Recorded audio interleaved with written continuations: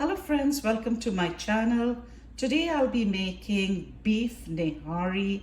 It's a delicacy and it's so easy.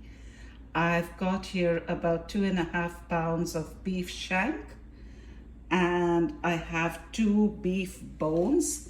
The beef bones brings a lot of goodness to the gravy or the sauce. It brings in stock. And then I have a thumb size and a bit more of ginger that I'm going to chop along with a whole pod of garlic. I've got 3 teaspoons of red chili powder, which is Kashmiri, and it's not spicy. I put that in for color, and I've got about 4 teaspoons of yogurt. Besides that, I have already fried some onion. It's a large onion and I fried it in very little oil. I'm going to grind that and add this to the nihari later on.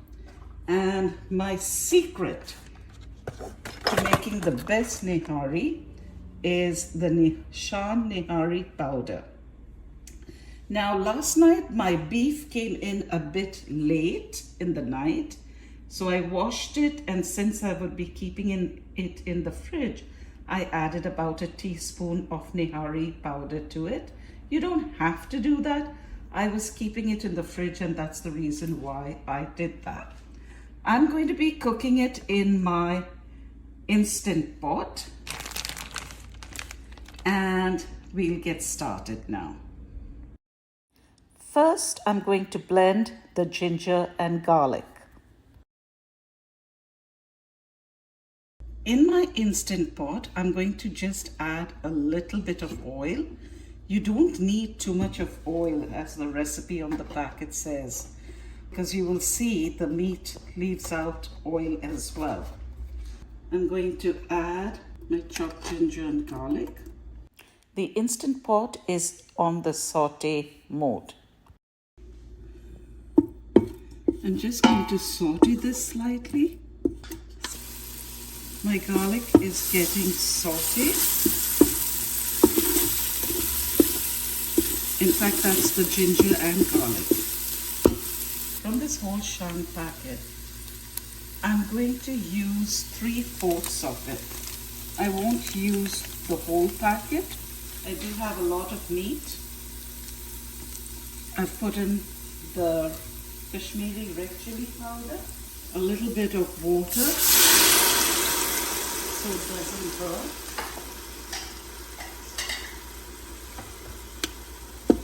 Stir.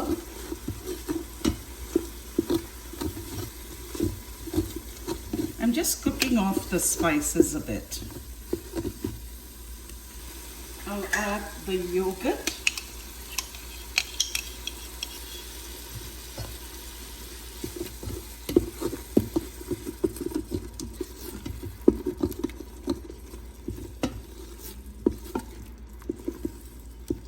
And once I don't see the color of the yogurt and it mixes well with the spices, I'm going to add my meat. The yogurt gives a nice consistency to the gravy, and the gravy is called salan. A little bit of yogurt is good for any curry that you cook, because it just kind of brings the gravy together and it helps the salan or the gravy to have a good consistency. Now that that's all mixed in, I'm going to put in my beef that I've brought to room temperature, and I'm going to saute this a bit.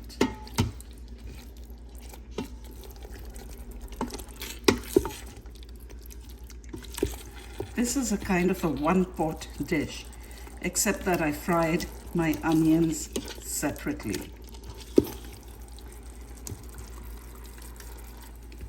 You know, I find when I cook this at home, it's so much cheaper than when you go to the restaurant.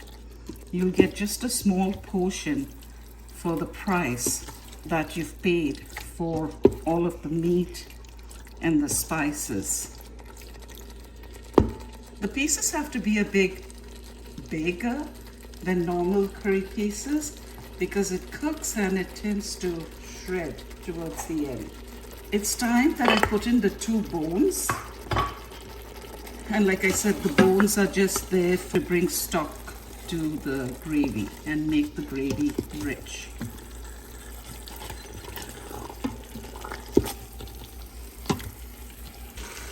And now I'm going to add water. And this is the yogurt container water. Water enough to sort of almost cover the beef. Now when you're cooking in an instant pot, it's not like a pressure cooker where it evaporates the water. In fact, some water will come out from the beef as well. But I think I'll put in a bit more of water. That should be good. Scrape off the sides. Make sure everybody's got space. So now I'm going to cancel the saute mode. It was on saute here. I'm going to cancel that.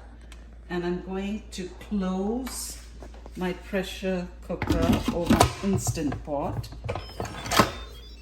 And make sure the release is on top. That is important. And then I'm going to put it on pressure, cook for 30 minutes. I'll come back to you after that, and please stay till the end because I have a secret of how I'm going to thicken the sauce compared to the normal way. My 30 minutes is up and I'm going to release the steam.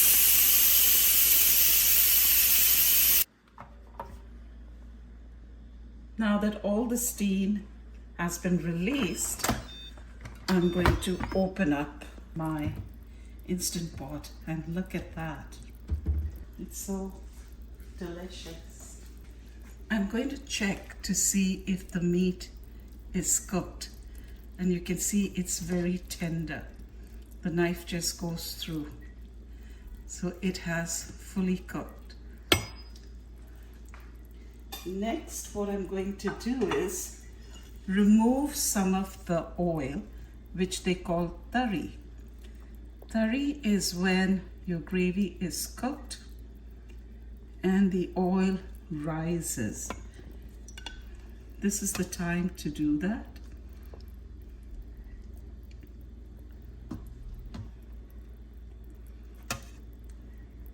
Because once I put the thickening agent, I won't be able to. So I'll keep skimming some of this and get back to you. I have removed some of the oil that came up, which is also called tari. And you can see I did not put much oil in that to begin with. So that's why I mentioned you do not need too much of oil. And now I'm going to add the chopped onions that I'd fried to this. I will stir these onions in. It's going to complete the dish, and I'll saute this for another 15 minutes. I've canceled the pressure cook mode and I'm going to put it back on saute so these onions get a chance to mix in well. Now, if you had to do this on the stove top, it would take you about 2.5 hours maybe for the meat to cook fully and get soft and tender. So if you don't have a pressure cooker or an instant pot, you can do it on your stove top, or you can even do it in a slow cooker. Put it on in the morning and finish it off in the afternoon or evening. So that would be a good idea as well. Now, generally they use flour and Because I'm using an instant pot, I don't know if I use flour how thick it would get too fast and if it would burn. So it is only thickening agent, and you can have any thickening agent.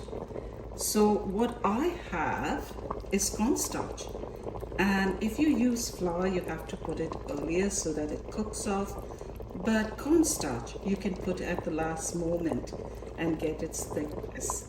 And once it gets thick with the corn flour, you won't know the difference. And again, they only use flour for a thickening agent. So it's time now for me to put the cornstarch. I'll be stirring with one hand and pouring a little at a time.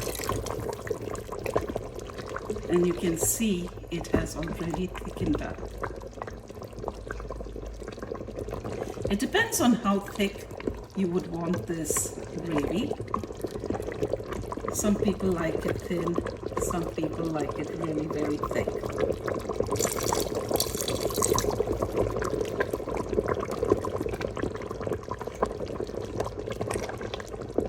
Just a wee bit more. And I think that's the consistency I would like. So you don't have to cook something very long after you put cornstarch. And this is still going to bubble away, so I'm going to stop the sauteing. And I'll put the saute mode, I'll cancel it. This smells amazing, and this will go so nicely with naan.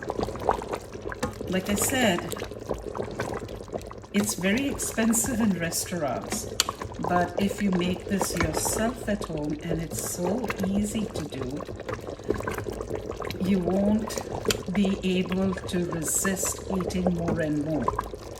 And your family and friends will think you got this from a restaurant. I'm ready to plate.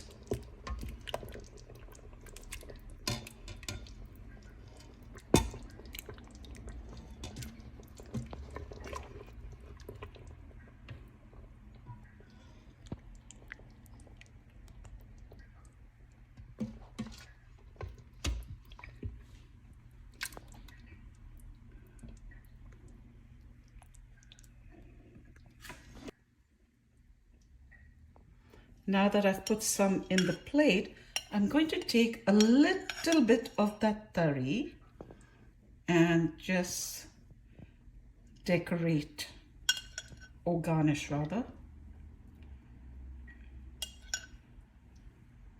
Just few teaspoons. In the restaurants they put much more, but this is just few teaspoons. And a little bit of cilantro, a little bit of fried onions, a little bit of green chilies here and there, and not forgetting the main ingredient that goes with this dish, which is julienne ginger. And there you have it, my friends. Lovely, delicious Nihari cooked at home, restaurant style. You have to try this and let me know. If you like this video, please subscribe, like and share, and put a comment. Thank you for watching. Yes.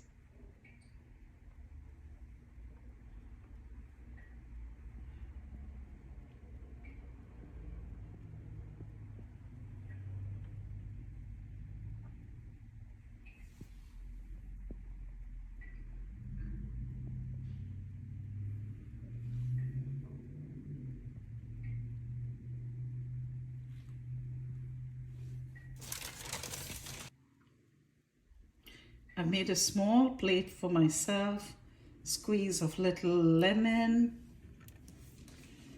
and I'm going to taste this. You can see it's so soft, it just breaks away.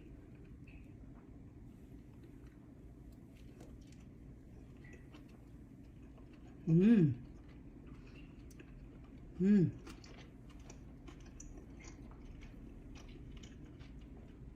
It's really delicious.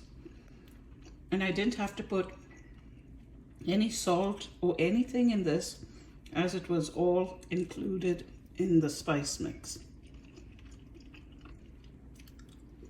Thank you for watching.